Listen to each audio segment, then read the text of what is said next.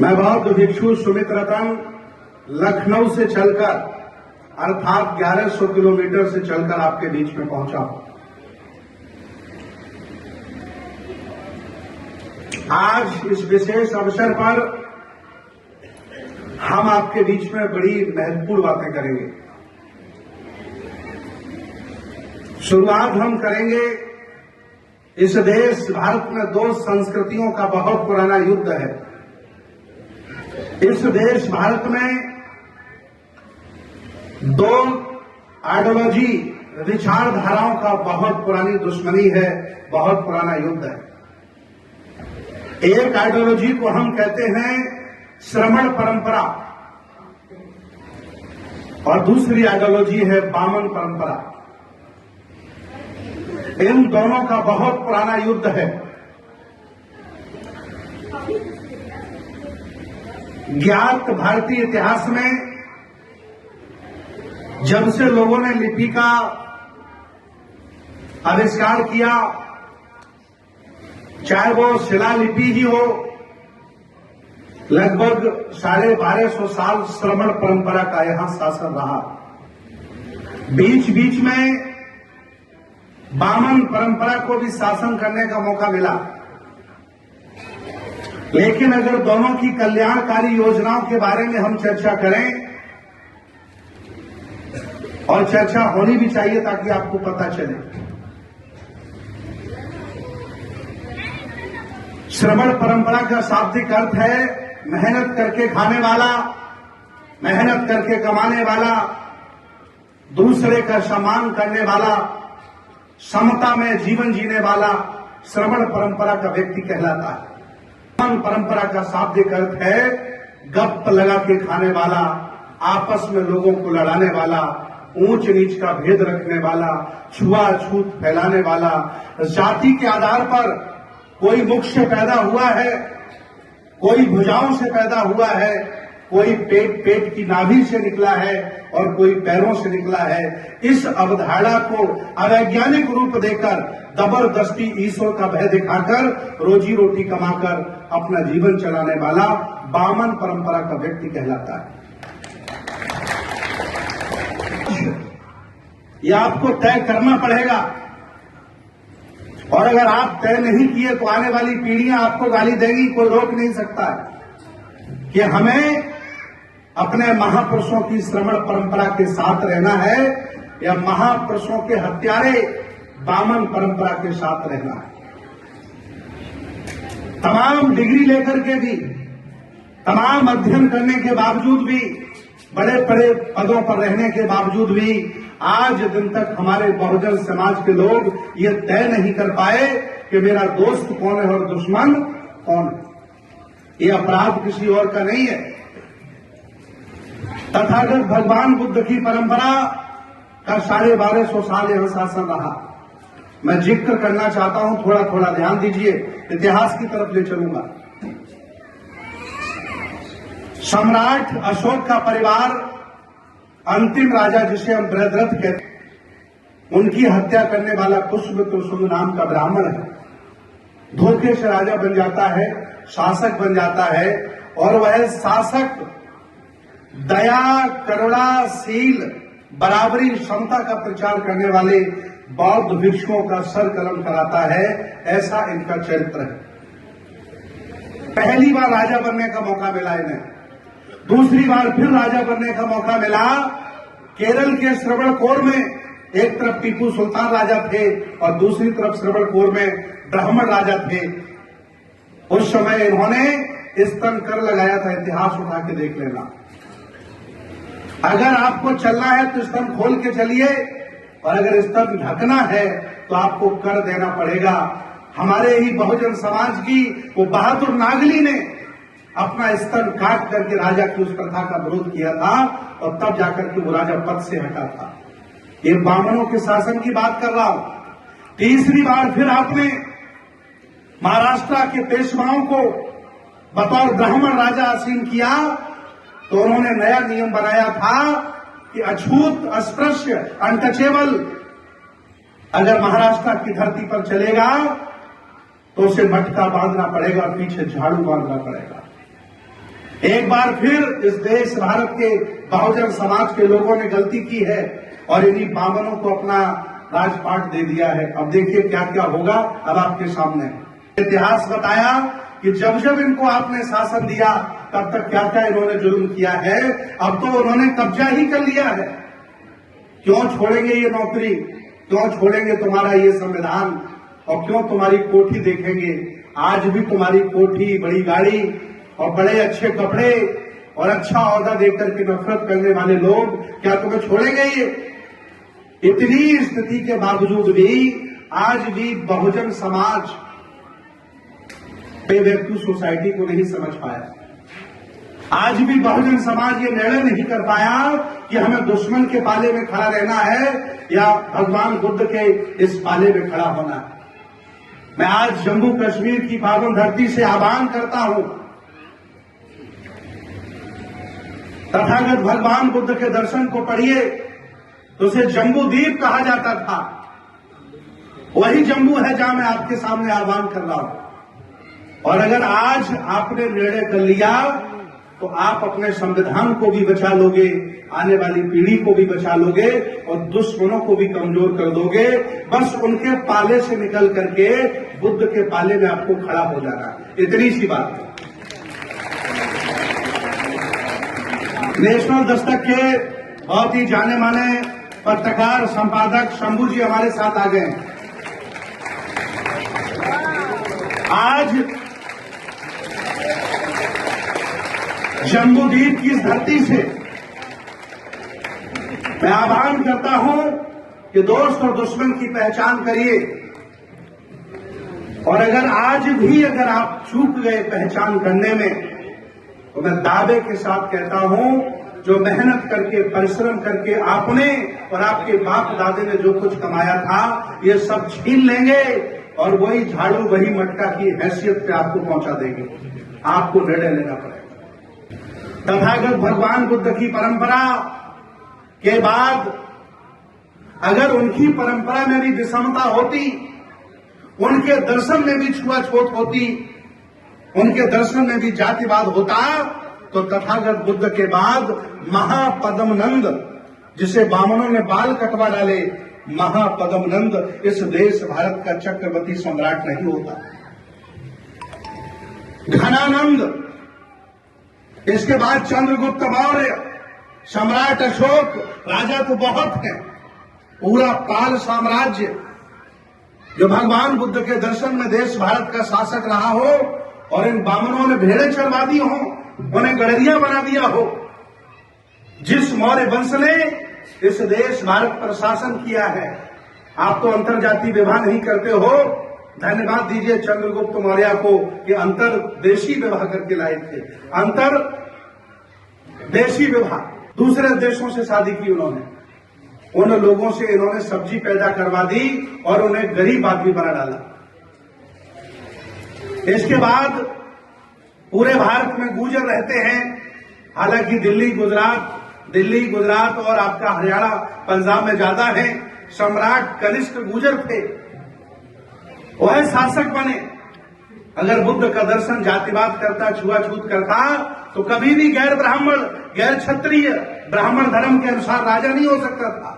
इतना ही नहीं, जितनी भी शेड्यूल कास्ट की जातियां हैं, ये सब के सब पुराने नाग राजा हैं। उत्तर प्रदेश में पासी साम्राज्य है, 117 राजाओं की सूची है हमारे पास। इससे यह साफ जाहिर होता है कि जब तक ब्राह्मणों के षड्यंत्र जातिवाद में आप उलझे रहोगे, आप इस देश भारत के कभी शासक नहीं हो सकते। याद रखना जम्मू कश्मीर के लोगों, बाबा साहब ने कहा था, जमात से जाति बन के नहीं लड़ सकते, हम जमात से जाति बन के नहीं लड़ सकते, हम सेना से सैनिक बन के नहीं लड़ सकते। लेकिन फिर भी ये बहुजन समाज के लोग इसी नादानी को करते रहते हैं। आओ हम बहुजन समाज बनाते हैं और फिर इस भारत को अपने हाथों में संभालते हैं और इसे तक्षशिला, नालंदा, उदयपुरी, विक्रमशिला विश्वविद्यालय देकर के फिर आबाद करते हैं। यह आह्वान हमें देना पड़ेगा।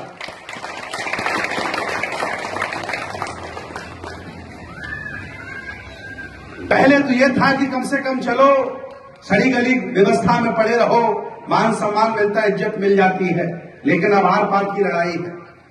आरएसएस 2025 में हिंदू राष्ट्र बनाएगा, 2025 में हिंदू राष्ट्र बनाएगा, और अगर हिंदू राष्ट्र बनाए तो आप 5वें 6ठे पायदान पर होंगे, और क्या क्या नहीं कर सकते ये स्पष्ट जान लीजिएगा। इसलिए ये मौका मत गवाइए, उस व्यवस्था को, सड़ी गली व्यवस्था को छोड़ दीजिए। बगीचा तभी अच्छा लगता है जब उसमें तरह तरह के अलग अलग रंगों के फूल खिले होते हैं। क्या बगीचा कभी एक रंग के अच्छा लग सकता है? ये देश भारत के बामन भारत को एक रंग में रंगना चाहते हैं, वो नहीं चाहते हैं। एक बार एक पत्रकार ने मुझसे पूछा कि हिंदू राष्ट्र बनेगा, मैंने कहा कम से कम 50 करोड़ लोगों की हत्या करनी पड़ेगी, बामनों को तभी हिंदू राष्ट्र बन पाएगा। हत्या किसकी होगी? सारे मुसलमान मारने पड़ेंगे, सारे बौद्धों को मारना पड़ेगा, सारे ईसाइयों को मारना पड़ेगा, सारे सिखों को मारना पड़ेगा, तब जाके हिंदू राष्ट्र बनेगा ये। और याद रखना, भारत नेचुरल देश है, अलग अलग भाषाओं का है, अलग अलग रंगों का देश है। ये जैसा है उसे वैसा बने रहने दो। बाहर से आए हुए लोग आपकी नालायकी की वजह से, आपकी अकर्मण्यता की वजह से, आपके थोपे गए जातिवाद की वजह से, जातिवाद के अभिमान की वजह से ये मुट्ठी भर लोग आप पर शासन कर रहे हैं और हम लोग बैठ करके तालियां बजा रहे हैं। अब हमें घर से निकलना पड़ेगा, चाहे जम्मू हो, चाहे कन्याकुमारी, और चाहे गुजरात का द्वारिका हो और गुवाहाटी, कोने कोने से आवाज देनी पड़ेगी। इन बामनों की व्यवस्थाओं को छोड़ो और ये जहां से आए सम्मान पूर्वक वहीं भेज दो। अभी सम्मान पूर्वक भेजने की बात कर रहा हूं, लेकिन अगर बहुजन समाज को अगर पावर मिल गई, ताकत मिल गई, याद करिएगा, मैं भीमा कोरेगांव की याद दिला रहा हूं आपको। जिन लोगों को सरकारी नौकरी में अंग्रेज नहीं रखते थे, बामनों के कहने पर, क्योंकि ये बहुत कमजोर हैं, ढीले हैं, लड़ नहीं पाते, डरपोक हैं, महारों के 500 बच्चों ने कहा अंग्रेजों से कि एक बार मुझे हथियार दे के देखो, मैं जान की बाजी लगा दूंगा। और एक एक महार का नौजवान 1-1 हजार पेशवाओं को गिरा देगा, देख लेना आप। तब जाकर के अंग्रेजों ने विश्वास किया। और याद रखना, भीमा कोरेगांव की वो क्रांति, अंग्रेजों से हथियार मिले और महारों को लड़ने का मौका मिला। 500 महारों ने 21,000 पेशवा काट डाले थे। वो भीमा नदी में गई थी खून की। मैं नहीं चाहता हूं संविधान के भारत में, मैं नहीं चाहता हूं बुद्ध के इस भारत में, मैं नहीं चाहता हूं ऐसी कोई घटना हो कि आमने सामने की लड़ाई हो। लेकिन इसके पहले बहुजन समाज को जागना होगा, बहुजन समाज को चेतना होगा। तथागत भगवान बुद्ध की इस धारा को तमाम लोगों ने आगे बढ़ाया। मैं कभी भी कबीर को अलग नहीं मानता, मैं बुद्ध की श्रृंखला का उन्हें संत मानता हूं। मैं कभी भी रविदास को अलग नहीं मानता, मैं बुद्ध की उस श्रृंखला का उन्हें सदगुरु रविदास मानता हूं। मैं जितना सम्मान बुद्ध का करता हूं उतना ही रविदास का करता हूं। कुछ लोग यहां भी अकर्मण्य पैदा हो गए हैं जो बुद्धिज्म को तोड़ना चाहते हैं। वो बुद्ध की बात करेंगे, बाबा की बात करेंगे, कबीर और रविदास की बात नहीं करेंगे। मैं तो कह रहा हूं कि बुद्ध से लेके अब तक जितने भी बहुजन समाज में नायक पैदा हुए हैं, सभी हमारे हैं और हम सबका सम्मान करते हैं। हमें सबको जोड़ना है और जोड़ करके बामनों के साथ खड़ा होना, लड़ना है। और अगर हम जोड़ेंगे नहीं तो हम कभी लड़ नहीं सकते। ये मान सम्मान की लड़ाई है, ये सत्ता की लड़ाई है, ये व्यवस्था की लड़ाई है। मैं सहमति जताता हूं आदरणीय उपासक जी के उस कथन पर कि हमारे महापुरुषों ने कभी भी आरक्षण नहीं मांगा। मेरे महापुरुष हमेशा हिस्सेदारी मांगते थे। कहते थे कि जिसकी जितनी संख्या भारी उसकी उतनी हिस्सेदारी। लेकिन ये लोग बड़े भूभाग पर कब्जा किए हैं, राजनीतिक कब्जा इनका है, धार्मिक कब्जा इनका है। बताइए किस मंदिर का चढ़ावा मेरे बहुजन समाज को मिलता है? अरे एक बुद्ध विहार है बोधगया में, उस पर भी इन्होंने कब्जा कर लिया है। उसकी कमेटी में आधे हिंदू रख दिए हैं। सबसे पहले पुजारी जाकर के घंटा हिलाता है। एक बुद्ध विहार तो कब्जा कर लिया, और मेरे लोग पहले जातियों में बटे थे, अब संगठनों में बटने लगे हैं। मैं कहता हूं ऐसे ही अगर बटते रहे तो तुम्हारे घर पर भी वो कब्जा कर लेंगे, तुम रोक नहीं पाओगे। एक मिसाल उन्होंने दी है बोध गया के मंदिर पर कब्जा करके। इसलिए आज हमें प्लानिंग नहीं करनी है, एक्शन के मूड में आना पड़ेगा। एक्शन के मूड में आना पड़ेगा। बहुत प्लानिंग कर ली, बहुत सोच लिया, हम ये करेंगे, ऐसे करेंगे, नहीं। अब वक्त बचा नहीं है, ओनली 1 वर्ष बची है। 2025 में या तो आप 10 करोड़ लोगों को बौद्ध बना दो पूरे भारत में, या तो आरएसएस को हिंदू राष्ट्र बना लेने दो भारत में। 2 ही काम होंगे, या तो वो अपना काम कर डालेंगे, या तो तुम अपना काम कर डालो। तीसरा कोई काम और होने वाला नहीं है। ऐसी स्थिति में मैं आज आपसे आह्वान करने आया हूं कि बुद्ध जहां जहां चले गए वहां समृद्धि लेके गए। वो जापान जो कई बार सुनामियों से उजड़ गया, वो जापान हिरोशिमा नागासाकी में अमेरिका ने बम गिराए, वो जापान आज भी आपको होंडा बेचता है, हुंडई बेचता है, निकॉन बेचता है, तोशिबा बेचता है, टोयोटा बेचता है, और आप जबरदस्ती धर्मगुरु बने हो भारत के। आपने सुई का आविष्कार तक नहीं कर पाया। मैं आज भी कहता हूं, बाबा साहब के और आंसुओं की तरफ देखो। आगरा में भाषण देते हुए उन्होंने आंसू अपने गिराए थे, उनके आंसू आ गए थे। उन्होंने कहा था कि जाति के नाम से तुम पिटते रहोगे, हो सकता है तुम्हारी आवाज विधानसभा में चली जाए, हो सकता है लोकसभा में चली जाए, लेकिन जिस दिन तुम बौद्ध बन गए और ईमानदारी से लिखित बौद्ध बन गए, और अगर किसी ने थोड़ा भी हाथ उठा दिया तो तुम्हारी आवाज थाईलैंड में भी जाएगी, जापान में भी जाएगी, कोरिया में भी जाएगी। हम पढ़ लिख गए हैं, घर बना लिया है, गाड़ियां ले ली हैं, हो सकता है 1-2 एनआरआई भी हो गए हों, लेकिन आज दिन तक हम अलग पहचान अपनी नहीं बना पाए।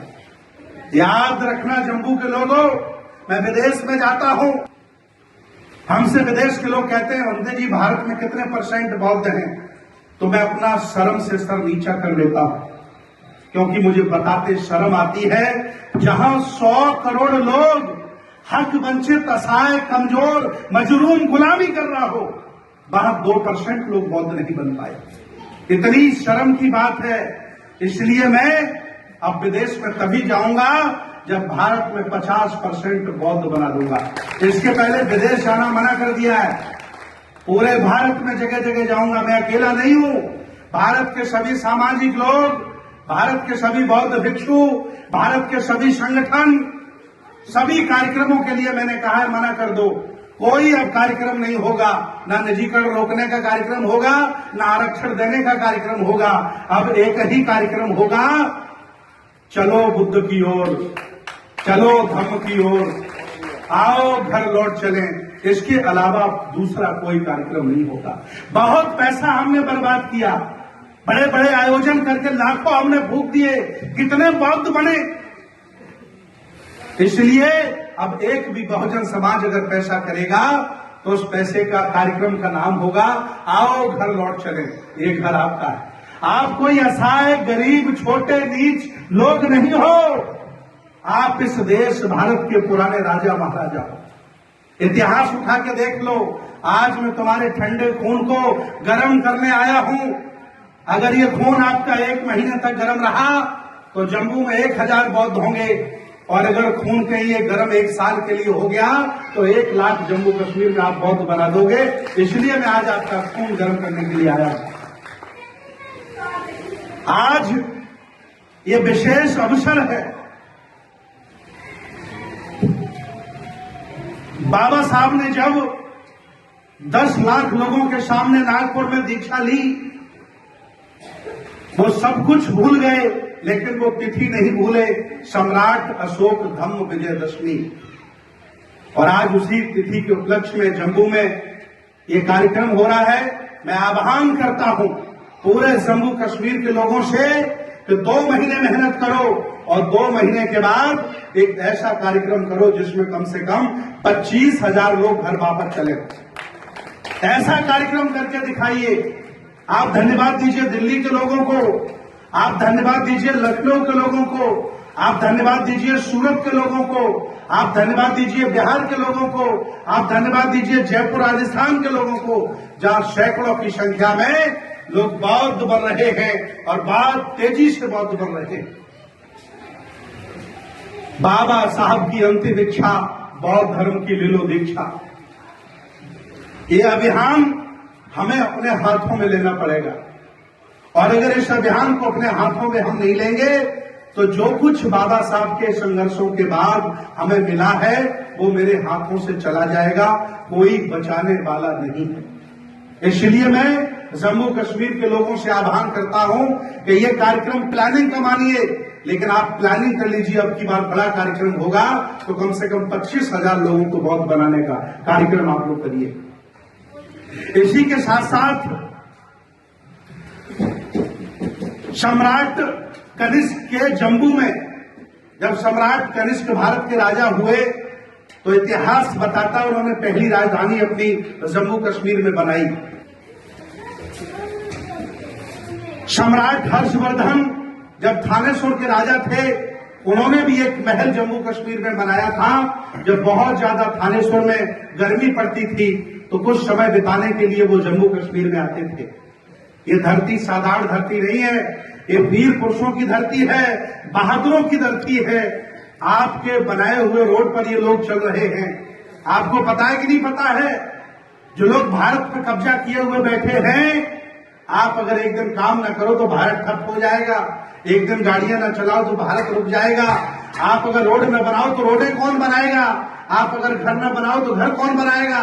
आपके पुरखों ने ये भारत बनाया है, आपका भारत है और इस भारत को अपने हाथों में लोगे तभी ये भारत सोने की चिड़िया बनेगा। और अगर इन जालिमों के हाथ में आपने भारत दे दिया है और अब की बार फिर अगर जालिमों के हाथ में ये भारत आ गया तो अब की बार तो 10,000 विदेश भागे हैं, अब की बार 50,000 पैसा लेकर के विदेश भाग जाएंगे। वो छोड़ेंगे नहीं, कुछ भी नहीं छोड़ेंगे। इसलिए मैं आपसे आह्वान कर रहा हूं और आज मैं इस कार्यक्रम के दौरान तथागत भगवान बुद्ध की बहुत छोटी सी कहानी की तरफ आपको लेके चलता हूं। एक बार बासेठ नाम का ब्राह्मण, ध्यान से सुनिए, एक बार बासेठ नाम का ब्राह्मण भगवान बुद्ध से कहता है कि मैं मरना नहीं चाहता हूं, कोई उपाय बताइए। भगवान बुद्ध खुद सकते में पड़ गए। ये आदमी परीक्षा ले रहा है, क्या कर रहा है? ब्राह्मण बोला कि मैं मरना नहीं चाहता हूं, कोई उपाय बताइए। तो तथागत भगवान बुद्ध ने भी विचार करके उस व्यक्ति को समझाया और कहा कि हे बासेठ ब्राह्मण, इस संसार में जन्म लेकर के जो अपने लिए जीता है उसे मरने से कोई बचा नहीं सकता। हे बासेठ ब्राह्मण, इस संसार में जन्म लेकर जो देश के लिए, समाज के लिए, गौरव के लिए, विरासत के लिए जीता है उसे दुनिया में कभी कोई मार नहीं सकता।